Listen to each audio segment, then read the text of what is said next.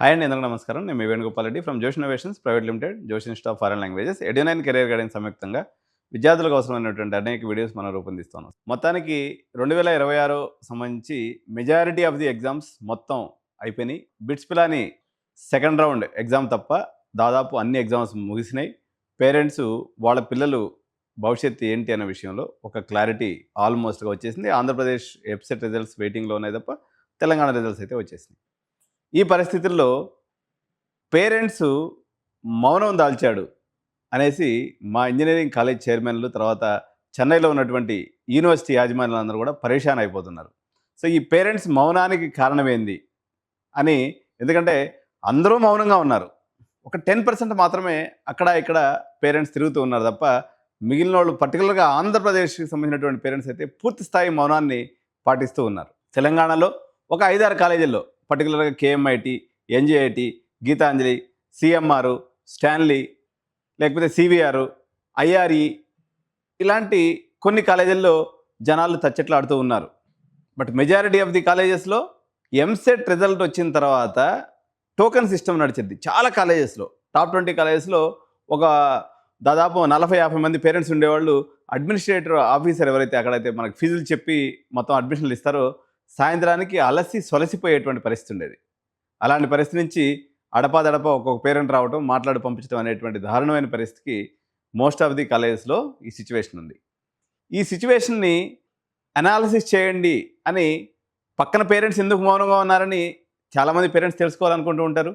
అసలు పేరెంట్స్ మౌనానికి కారణం ఏందని ఇంజనీరింగ్ కాలేజ్ యాజమాన్యాలు, అదేవిధంగా యూనివర్సిటీ యాజమాన్యాలు కూడా తెలుసుకోవాలనుకుంటున్నటువంటి ఈ పరిస్థితుల్లో నేను నిరంతరం విద్యార్థులతో, తల్లిదండ్రులతో మమేకమై నా యొక్క దినచర్య ఉంటుంది కాబట్టి నా అబ్జర్వేషన్ ప్రకారం ఈ మౌనమేలే నోయి ఎపిసోడ్కి కారణాలను విశ్లేషిద్దాం ఈ వీడియోలో. మొట్టమొదటిగా పేరెంట్స్ మౌనానికి ఈరోజు అన్ని బ్రాడ్కాస్టింగ్ ఛానల్స్లో, సాక్షి, ఏబిఎన్ ఆంధ్రజ్యోతి, టీవీ9, మీరు ఏ ఛానల్ అయినా తీసుకోండి, ఇంగ్లీష్ ఛానల్ కానీ తెలుగు ఛానల్ కానీ, ఏఎంఎల్ వచ్చేసింది. ఏఎంఎల్ వల్ల ఉద్యోగాలు పోతున్నాయి, జాబ్ లాస్.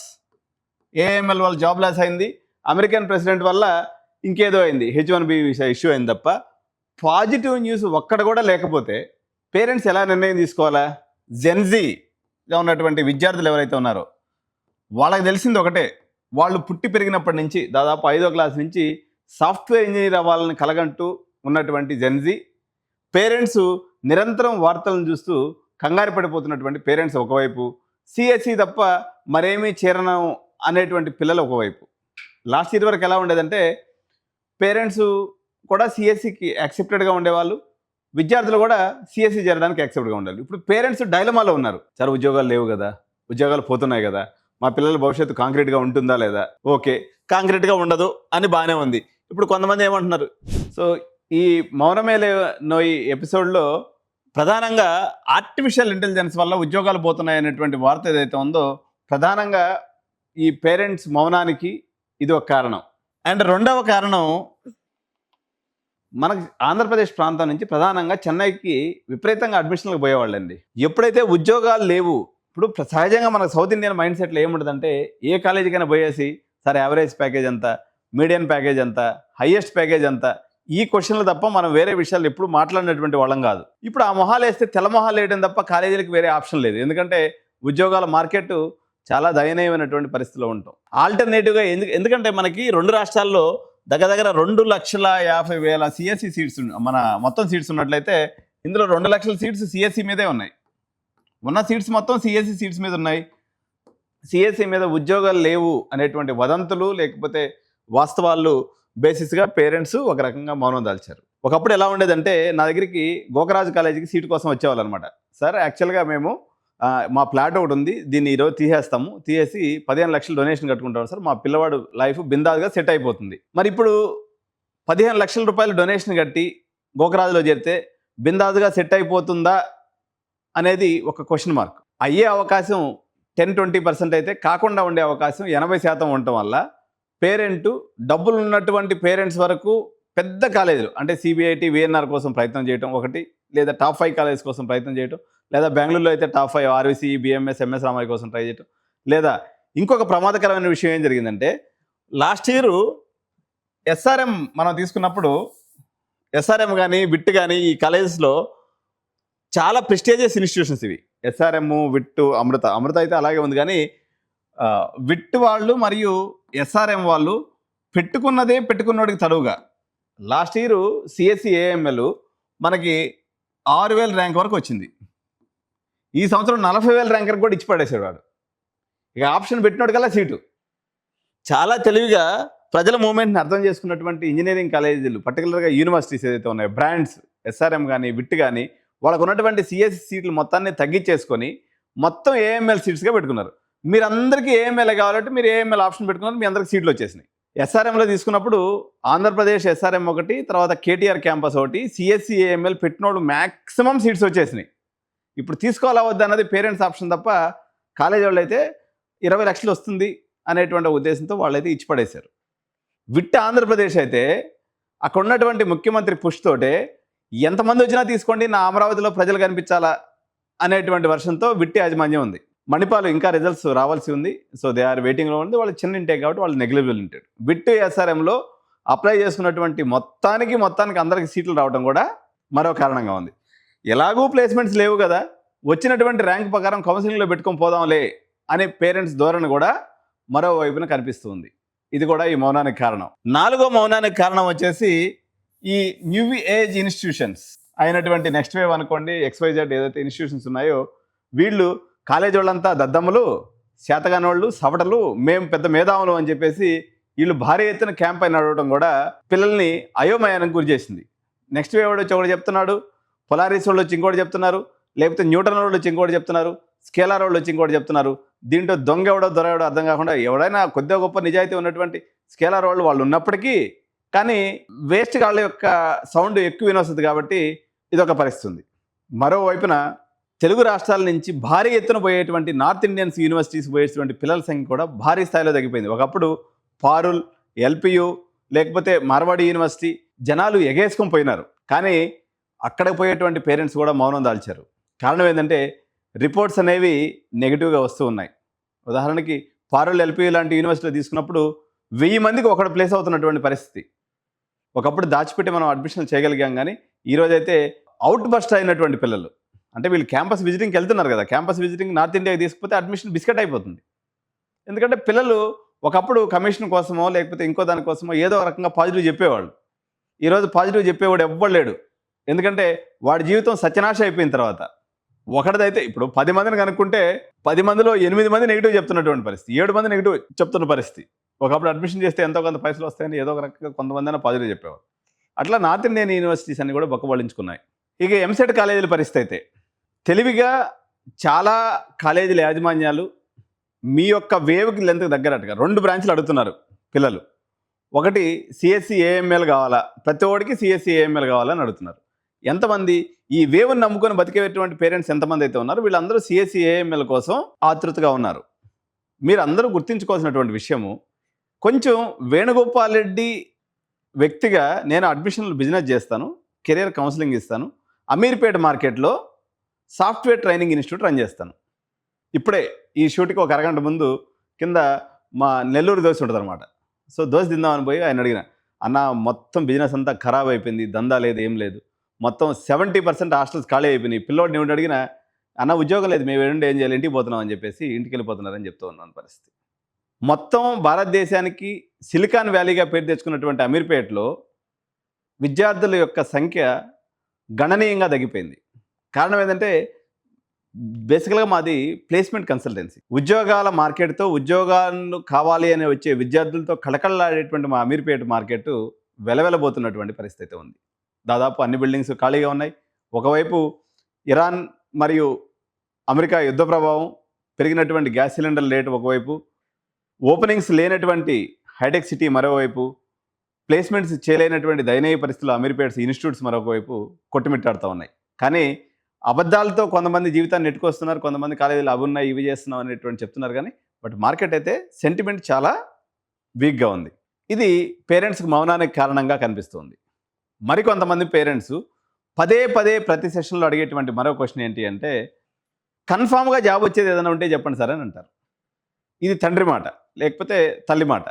స్టూడెంట్ ఏమంటారంటే, సార్ నాకు హైయెస్ట్ ప్యాకేజ్ వచ్చేది అని చెప్పి. హైయెస్ట్ ప్యాకేజ్ అంటే జనరల్గా ఇప్పటివరకు మనం చూసిందంతా సిఎస్సిలోనే హైయెస్ట్ ప్యాకేజెస్ ఉన్నాయి. 10 లక్షలు, 15 లక్షలు, 20 లక్షలు, 30 లక్షలు. సార్ మెకానికల్ చేస్తే ఎంత ఉద్యోగం వస్తుందని పిల్లవాడు అడతాడు. ఏమొస్తుంది పోయి 25,000 రూపాయలు వస్తుంది ఎర్లీ స్టార్టింగ్ శాలరీ. సివిల్ చేసినా, మెకానికల్ చేసినా, ట్రిపుల్ ఏ చేసినా ఒక 25,000 రూపాయలు జీతం వస్తుందని నేను చెప్తా. అప్పుడు 25,000 రూపాయలకు మా కొడుకు ఉద్యోగం చేయాలని అనుకుంటా, ఏదో ఒకటిలే సార్ అయితే కానీ సిఎస్సి చేరండి అని చెప్పేసి మొహమాటంగా. ఒకప్పుడు మంచి కాలేజీలు అంటే టాప్ 5 కాలేజీలు అయినటువంటి సిబిఐటి, విఎన్ఆర్, వాసవి, లేకపోతే బీవీఆర్ఐటి, కేఎంఐటి, ఈ కాలేజీలో కూడా యాక్చువల్గా ఈ సంవత్సరం తెలంగాణ రాష్ట్రంలో ఏం జరిగిందంటే మా ప్రైవేటు యూనివర్సిటీలన్నీ కూడా అవ్వాల్సిన వాళ్ళతో కుమ్మక్కయ్యారు.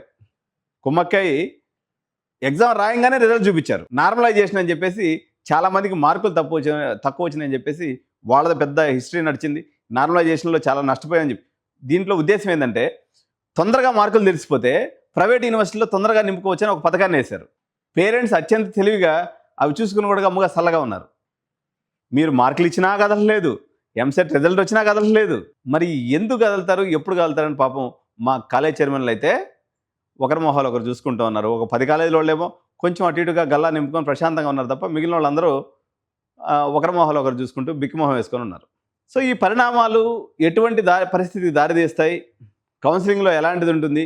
ఇంకా కొంతమంది పేరెంట్స్ ఏం చెప్తున్నారంటే, సార్ ఎన్ఐటీస్, ఐఐటీస్, జోసా కౌన్సిలింగ్లో లాస్ట్ ఇయర్ వరకు మీరు మార్కెట్ అటు ఇటు ఉన్నప్పుడు కూడా సిఎస్సి పెట్టుకుంటున్నారు కదా, ఈ సంవత్సరం కూడా అందరూ సిఎస్సి బాగుంటుంది కదా అని సిఎస్సి ఆప్షన్సే ఫస్ట్ పెడుతున్నారు కదా, మరి సిఎస్సి మార్కెట్ బాగలేదు అనే దాన్ని ఎట్లా జీర్ణించుకోవాలి సార్ అని చెప్పి క్వశ్చన్ వేస్తూ ఉన్నారు. ఇది సంధికాలం. అంటే బాగా బతికినటువంటి కంప్యూటర్ సైన్స్ ఇంజనీరింగ్ అధఃపాతాళానికి 6 నెలల్లో, అంటే దాదాపు 10 సంవత్సరాల్లో చిన్న చిన్న ఒడిదుడుకులు వస్తూ ఉంటాయి. మేము కూడా 2-3 రెసిషన్స్ చూసాము. 2000లో మనకి Y2K ప్రాబ్లం వచ్చింది. దాని తర్వాత మన ట్విన్ టవర్స్ పడిపోయినప్పుడు ఒకసారి రెసిషన్ వచ్చింది. తర్వాత 2008 అనుకుంటుంది ఆ సంవత్సరం. అట్లా 2-3 రెసిషన్స్ నేను కూడా చూశాను. కానీ ఇప్పుడు వచ్చినటువంటి రెసిషన్ కూడా అలాగే పోద్ది అనేటువంటి ఆప్టమిస్టుల యొక్క సంఖ్య రోజు రోజుకి తగ్గిపోతూ ఉంది. సార్ మరి ఏం చేయాలి? ఇంకొక గంభీరమైనటువంటి విషయం మార్కెట్ సోర్సెస్ నుంచి ఏమంతూ ఉందంటే సొల్యూషన్ కూడా నేను చెప్తాను. మా దగ్గరికి వచ్చేటువంటి 10 మంది పేరెంట్స్లో ఒక 2-3 రోజుకి యావరేజ్ నా ప్రాజెక్ట్ మేనేజర్స్, సాఫ్ట్వేర్ ఇంజనీర్స్ వస్తూ ఉంటారు. లేదా సిలికాన్ వ్యాలీ నుంచి వచ్చే అవుట్పుట్స్ ఏం చెప్తుందంటే, ఏదైతే మీరు ఉద్యోగం చేయబోతున్నారో 4 ఏళ్ల తర్వాత మీరు చేయబోయేటువంటి ఉద్యోగం ఉందో ఆ సిలబస్ కానీ ఆ ఉద్యోగం యొక్క పేరు కానీ ప్రస్తుతానికి లేదు. మీరు చదివేటువంటి చదువు ఏదైతే ఉందో రేపు రాబోయేటువంటి మార్కెట్లో నిలబడదు, కొత్తది ఏదో రాబోతూ ఉంది. ఆ ఏమిటి అన్నది నాకు కానీ, సాఫ్ట్వేర్ ఉద్యోగాల్లో పనిచేసేటువంటి వాళ్ళకి కానీ, సాఫ్ట్వేర్ కంపెనీస్ రన్ చేసేటువంటి వాళ్ళకి కానీ, సిలికాన్ వ్యాలీస్లో దాని మీద ఇన్వెస్ట్మెంట్ పెట్టేటువంటి వాళ్ళకి కూడా తెలియనటువంటి అయోమయమైనటువంటి పరిస్థితి నెలకొని ఉంది. మరోవైపు 39% మంది ఉన్నటువంటి ప్రజల్లో 39 నుంచి 40% మంది, అంటే 100 మంది బీటెక్ చదవాలనుకుంటే 40% మంది విద్యార్థులు మాకు ఏఐ రిలేటెడ్ కోర్సెస్ కావాలి అని చెప్పేసి పిల్లల మనోగతంగా ఉంది. సిఎస్సికి ఉన్నటువంటి డిమాండ్ కాస్త షిఫ్ట్ అయ్యి సిఎస్సి ఏఎంఎల్ గెలిపింది. సిఎస్సి యొక్క పర్సంటేజ్ వచ్చేసి 17%కి దిగజారిపోయింది. అంటే సిఎస్సి చేద్దామా అనుకున్నటువంటి విద్యార్థుల సంఖ్య 17% గాను, ఏఎంఎల్ చేద్దాం అనేటువంటి విద్యార్థుల సంఖ్య దగ్గర 40% గాను, డేటా సైన్స్ మొన్నటి వరకు అప్రూపంగా ఉన్నటువంటి డేటా సైన్స్ను కూడా జనాలు పక్కన పెట్టేసినటువంటి పరిస్థితి, అది కేవలం 5% గానే మిగిలిపోయినటువంటి పరిస్థితి. ఈసీఈ కొంత రైజ్ అయ్యి ఒక 10% వరకు తీసుకోవాలని విద్యార్థులు భావిస్తూ ఉన్నారు. ఇది ఓవరాల్గా మేము ఒక 20,000 మంది శాంపిల్ సర్వే చేస్తే విద్యార్థులు ఇచ్చినటువంటి అవుట్పుట్ ఆధారంగా నేను ఈ ఇన్పుట్ చెప్తూ ఉన్నాను. సో ఈ మౌనాన్ని పేరెంట్ వీడేటువంటి పరిస్థితి వస్తుందా అంటే ఖచ్చితంగా ఫస్ట్ ఫేజ్ కౌన్సిలింగ్ అయ్యేంత వరకు ఈ మౌనం ఇలాగే కొనసాగే అవకాశం ఉంది. కారణం ఏంటంటే అప్పు చేసి డొనేషన్ కడదాము అనేటువంటి పేరెంట్ యొక్క ధోరణి చాలా మటుకు తగ్గిపోయింది. తెలంగాణ రాష్ట్రంలో కానీ, ఆంధ్రప్రదేశ్ రాష్ట్రంలో కానీ ఇప్పటిముప్పుడుగా యూనివర్సిటీస్ వచ్చేసినాయి. ఇప్పుడైతే మనకి హరి యూనివర్సిటీ వచ్చేసింది. దాని తర్వాత రకరకాల యూనివర్సిటీస్ వస్తాయని అంచనా ఉంది. గోకరాజు యూనివర్సిటీ కూడా అవుతుందనేటువంటి అంచనా ఉంది. బట్ అది అవుతుందా లేదా అనేది మనం వెయిటింగ్లో చూడాలి. అదేవిధంగా నారాయణమ్మ యూనివర్సిటీ కూడా పైప్ లైన్లో ఉంది. ఎన్జిఐటి నీల్గొక్టే ఇన్స్టిట్యూట్ ఆఫ్ టెక్నాలజీ కూడా యూనివర్సిటీ వద్ద లైన్లో ఉంది. ఎస్ఆర్ యూనివర్సిటీ హైదరాబాద్, ఇది ఒక కొత్త క్యాంపస్ వచ్చే అవకాశం ఉంది. వాగ్దేవి యూనివర్సిటీ వరంగల్, సో ఇక్కడ ఒక యూనివర్సిటీ. ఇట్లా యూనివర్సిటీలు కూడా రావటం, వాటి యొక్క ఇంటేక్ పెరిగిపోవటం. సో మాతృశ్రీ లో ఉన్నటువంటి మాతృశ్రీ కాలేజ్ ఎంవిఎస్ఆర్ ఇంటేక్ పెరగటం, ఇట్లా రకరకాల పరిణామాలు, రేట్లు ఫ్లక్చువేషన్స్ అనేవి నడుస్తూ ఉన్నాయి. ఇక్కడ పోతే ఒక ఇంట్రెస్టింగ్ పాయింట్, సేఫ్ గేమ్గా అంటే తెలంగాణలో చాలామంది ప్రజలు కేఎంఐటీ మీద మంచి విశ్వాసాన్ని చూపిస్తూ ఉంటారనమాట. నేను ఇక్కడ ప్రజలందరూ కూడా నేను ఒక విషయం చెప్పదలుచుకున్నా. ఎన్జీఐటీ, కేఎంఐటీ ఏదైతే ఉందో మంచి నాణ్యమైనటువంటి కోడింగ్ నేర్పించినటువంటి విద్యా సంస్థ. 2024 వరకు ఇది నిజం. 2025, 26 సంవత్సరంలో నీల్ గోగ్టే ఇన్స్టిట్యూట్ కానీ లేదా కేఎంఐటీ, నీల్ గోగ్టే అనేది ఆ చైర్మన్ పేరు, పెద్ద ఆయన అనమాట. ఈజ్ మన టీచర్ యాక్చువల్గా, అలాగే ఒక ట్రైనరు. సో వాళ్ళు కాలేజీ పెట్టుకున్నారు, మంచిగా ఎదిగినారు, సంపాదించారు, మంచిగా డొనేషన్లు కూడా తీశారు కూడా. నీల్ గోగ్టే గారు చెప్పేటువంటి విద్య కానీ, కేఎంఐటీ చెప్పేటువంటి విద్య కానీ మార్కెట్లో నిలబడేటువంటి ఉద్దేశం లేదు. ఇప్పుడు పలురాలు కొట్టుకునే దానికి ఏ రాయి ఏదైతే అన్నట్టుగా, ఏ రాయితో కొట్టుకున్నా మీకు వచ్చేది అదే. నీల్ గోగ్టే కూడా అవుట్డేటెడ్ అయిపోయినటువంటి విచిత్రమైనటువంటి పరిస్థితి ఇండస్ట్రీలో నెలకొని ఉంది. ఎందుకంటే డేటా స్ట్రక్చర్స్, అల్గరిథమ్స్ కానీ లేకపోతే ఫుల్ స్టాక్ కానీ మంచి మంచి కోడింగ్ ప్రోగ్రామ్స్ నేర్పించారు. ఇవన్నీ కూడా యాంథ్రోపిక్ ఏఐ రూపంలో, ఓపెన్ ఏఐ రూపంలో, లేకపోతే జెమినై, చాట్‌జిపిటి లాంటి లాంగ్వేజెస్ రూపంలో మొత్తం కూడా ఈవెన్ సైబర్ సెక్యూరిటీ లాంటి దాన్ని కూడా రీప్లేస్ చేస్తున్నటువంటి పరిస్థితుల్లో పేరెంట్స్, పర్టికులర్గా ఎడ్యుకేటెడ్ పేరెంట్స్ గందరగోళంలో ఉన్నారు. గ్రామీణ ప్రాంతానికి సంబంధించినటువంటి ప్రజలు మాత్రం ఇప్పుడు మనకి మేడ్చల్ ఏరియాలో ఒక విచిత్రమైన పరిస్థితి నెలకొని ఉంది. అక్కడ ఏం జరుగుతుందో చెప్తాను చూడండి. ఎందుకంటే మనం ఏరియాల వారీగా ఈరోజు ఇది లెంతీ వీడియో. ఈ పేరెంట్స్కి మా యొక్క చైర్మన్స్ ఎవరైతే వీడియోలు చూస్తున్నారో వాళ్ళకి ఒక క్లారిటీ ఇవ్వడం కోసం చెప్తున్నాను. మేడ్చల్ ఏరియాలో మాజీ మంత్రివర్యులు రన్ చేసేటువంటి యూనివర్సిటీలో దాదాపు 400 మంది ఫ్యాకల్టీని పీకి పడేశాడు ఆయన. ఆయనకి సడన్గా ఒకరోజు కలొచ్చి, కల్లో మేరీమాత, అదేవిధంగా మదర్ తెరీసా కనిపించి, మంత్రి గారు, మీరు మాజీ మంత్రి గారు, మీరు రన్ చేసేదంతా విధానం తప్పు, 10-15 ఏళ్ళ ఎక్స్పీరియన్స్ ఉన్న ముసలి వాళ్ళు మొత్తాన్ని పీకి పడండి, మొత్తం ఇప్పుడే ఫ్రెష్గా బీటెక్ పాస్ అయిన వాళ్ళు చదువు చెప్పించినట్లయితే నీకు పిల్లలకి చదువు బాగా అవుతుందని చెప్పేసి ఆయన కల్లో చెప్పడం కూడా ఈ పరిణామానికి కారణం. ఆ సోకాల్డ్ మాజీ మంత్రి గారు రన్ చేసేటువంటి ప్రైవేట్ యూనివర్సిటీలోగా ఉన్నటువంటి ఫ్యాకల్టీలో నుంచి 400 మంది సీనియర్స్ని తొలగించడం జరిగింది. వాళ్ళందరూ కూడా రోడ్డు మీద పడ్డటువంటి పరిస్థితి. సదరు యాజమాన్యం చెప్పేటువంటిది ఏంటంటే వీళ్ళంతా కూడా ఆబ్సలీట్ అయిపోయారు, వీళ్ళంతా కోడింగ్ నేర్పించేదానికి చేత కాదు, మొత్తం నేను ఏఐ నేర్పిస్తాను. ఎవరి చేత? ఫ్రెష్ బ్లడ్ కావాలట.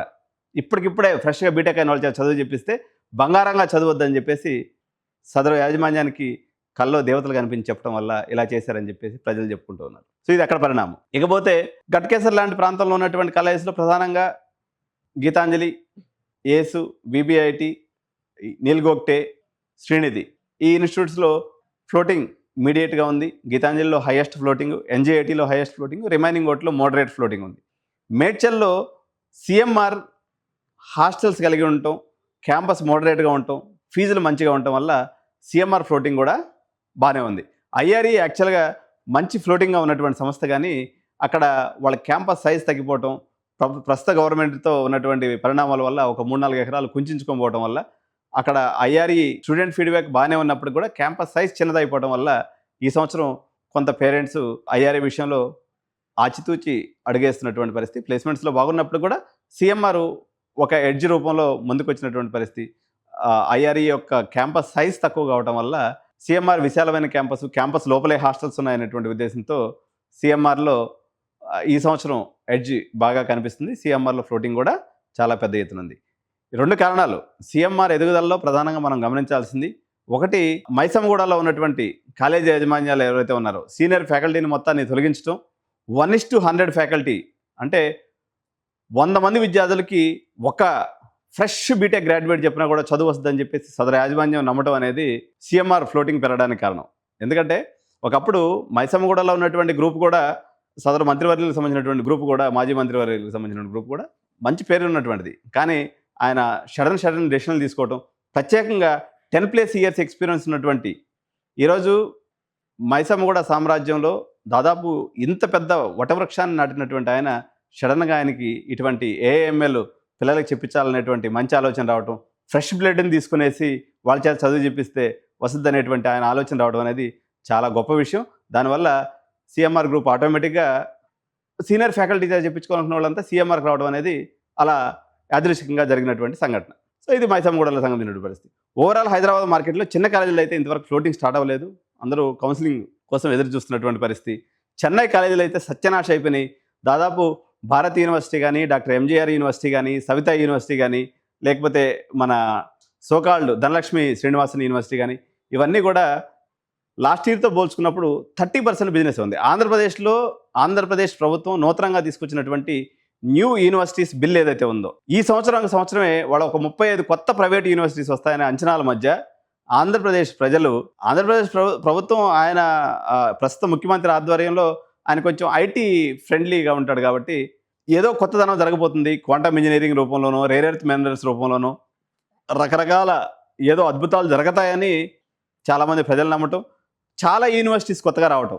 ఉదాహరణకి జిఎంఆర్ యూనివర్సిటీ మన శ్రీకాకుళంలో రావడం జరిగింది.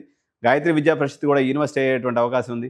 తర్వాత చైతన్య యూనివర్సిటీ వైజాగ్ డీమ్డ్ యూనివర్సిటీకి, ఎందుకంటే దక్షిణ భారతదేశంలో ఎక్కడా యూనివర్సిటీస్ ఇవ్వనటువంటి కేంద్ర ప్రభుత్వం వాళ్ళ సొంత ప్రభుత్వం కాబట్టి, డబుల్ ఇంజన్ సర్కార్ కాబట్టి ఆంధ్రప్రదేశ్లో కొత్త యూనివర్సిటీస్కి అనుమతులు ఇవ్వటం, చాలా డీమ్డ్ యూనివర్సిటీస్ రావటం, ప్రొయాక్టివ్గా ఉన్నటువంటి ఆంధ్రప్రదేశ్ ప్రభుత్వం కూడా నెంబర్ ఆఫ్ యూనివర్సిటీస్కి అనుమతులు ఇవ్వటం కారణంగా ఆంధ్రప్రదేశ్ విద్యార్థులు చాలా గుమ్మరంగాను, చాలా మౌనంగాను వేచి చూసే ధోరణిలో ఉన్నారు.